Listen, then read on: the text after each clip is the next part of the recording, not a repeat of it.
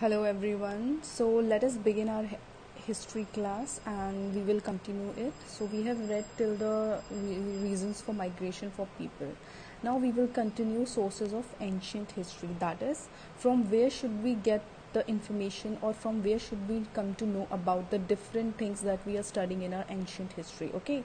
So first of all, the main thing is that we used to come to know about all these things from the books and manuscripts that have been written by the people that were there in that time or later periods. Okay.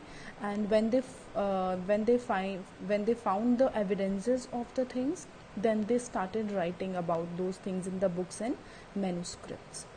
Second thing is weapons and ornaments. That means different weapons, ornaments we used to just see, and we just come to know about the different civilizations and their living standards. Then bones, tools, utensils. Obviously there were things they were using at that time, and the remains of these things have been found still. That means the archaeological surveys and the scientists or the people who are researching on that in the on the in the during that time, and obviously still the researches are going on. We used to come to know about the different things that were prevailing. Then inscriptions and paintings. The people used to inscribe the things on the pillars and walls or caves. So paintings and inscriptions, we find them. We have also found at that time, and through that also we come to know about the sources of our about the living standards of the people who were there in the ancient history. Then one more important thing was the building material. Building material that is being seen in the Indus Valley civilization, and we see that it was an advanced usage because burnt bricks have been found through which they used to make their residences. Okay, so these are the sources of ancient history.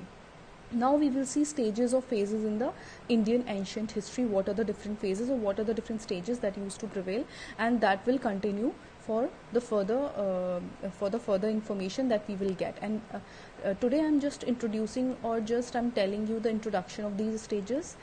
After that, in the next classes, in the continuing classes, we will deal with each and every age properly in detail. Okay. So first stage was Paleolithic age, that is also called Old Stone Age, where the people were just roaming and they were using stones only, and it is about 2 million years ago. After that comes Mesolithic age, that is also called Middle Stone Age. In Middle Stone Age, people used to chip their stones because they used to cut something, obviously, so they started making their tools or stones a little bit chipped out, and then they used to they used to start using them. It was the period around 10,000 to 8,000 BC. Then comes Neolithic age, that is also known as New Stone Age. Okay, in New Stone Age we find something different, that is the polished stones we see, and new techniques started, and some problems also started because now people started living, and they were divided in the groups as well. So we see that they were becoming so a little bit, they were using the things, they started innovating different things. So they started making their tools polished, and new techniques they were just using at the time. And then after that comes Copper Age, that is also called Chalcolithic or Bronze Age. Why it is so called? Because obviously it is, as the name suggests, tools of copper were made, and it is around 6,000 to 2800 BC. The Neolithic age was 8,000 to 6,000 BC, and the Copper age is 6,000 to 28,000 BC.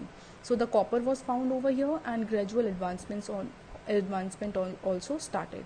Then comes Indus Valley civilization, that was very managed and settled society. So the time period is 2800 to 1500 BC.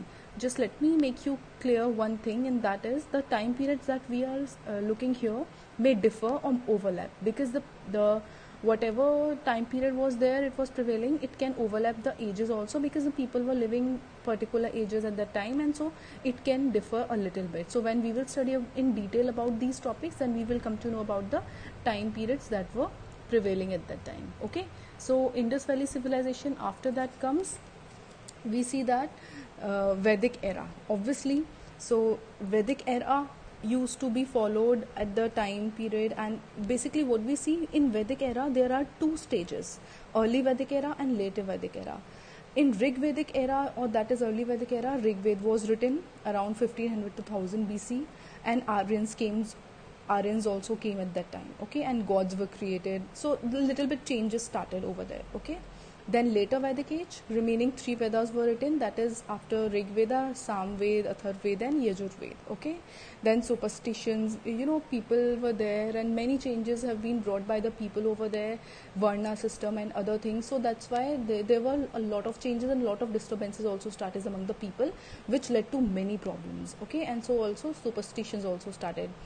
Then in that period only we will see the concept of Jainism and Buddhism. What we will see in Jainism and Buddhism, basically Jainism and Buddhism are the dharmas. They are the art of living or way of living, because the problems started in Vedic era. So that is why Jainism and Buddhism came into being, because people now suffered a lot and they wanted a solution for it, okay.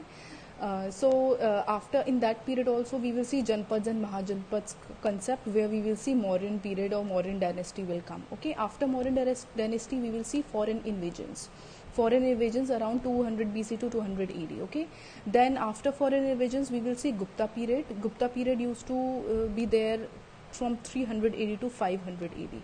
It is also called Golden Age and it has a very very important role in our art and culture, okay. Then one more king was there, Harshvardhana. He came into India in 600 AD and he was very powerful at the time, and he ruled a larger part of area of India at that time.